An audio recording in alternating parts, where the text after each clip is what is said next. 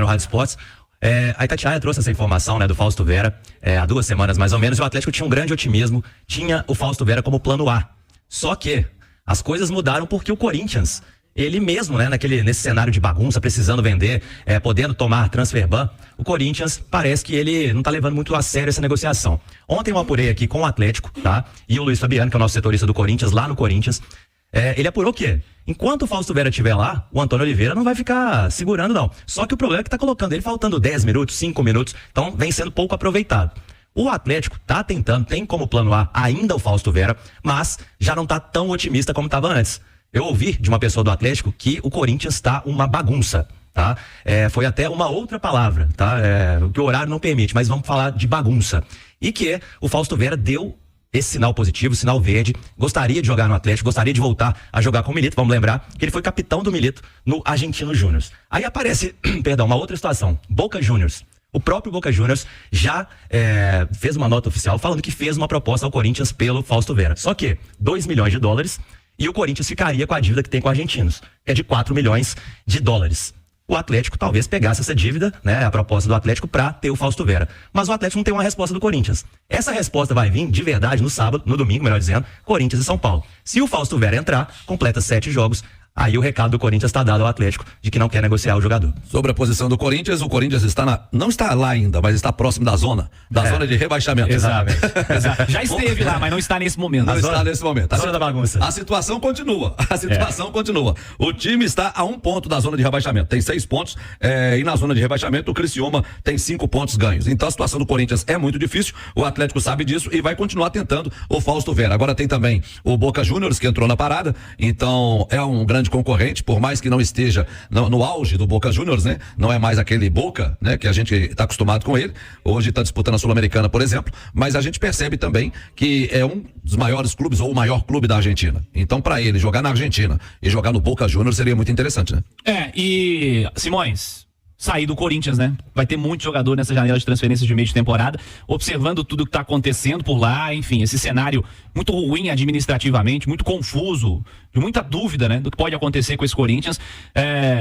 Jogador que tiver proposta, talvez ache o melhor caminho, deixar o clube. E o Atlético tá buscando o volante. O Fausto Vera é o cara que vinha sendo encarado como plano A, como tá informando o Henrique e o Álvaro.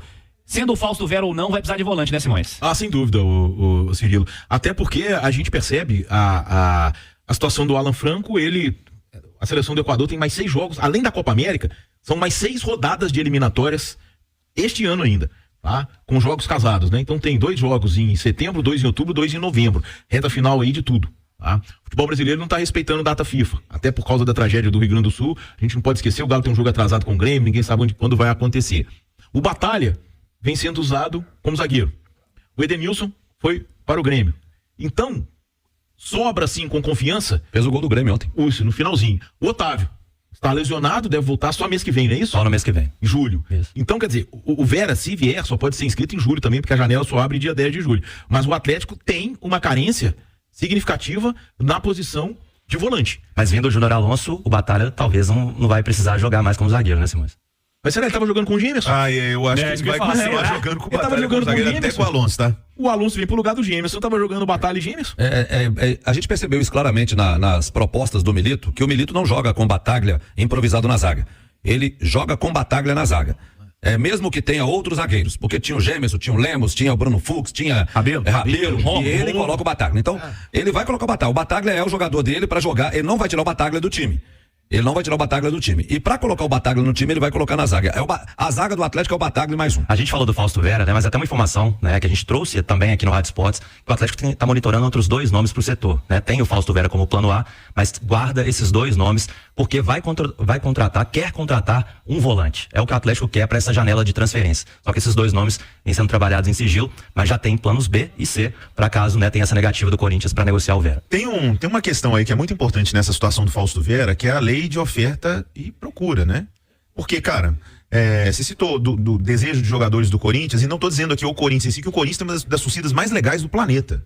E realmente fiel mesmo, no nome. Você vê que as médias de público com o Corinthians, essa baderna, é campo cheio sempre. Então, não tô falando do clube em si, da torcida, mas se você analisar pela parte administrativa, pela desorganização, o Corinthians é o último lugar que todo mundo quer jogar hoje.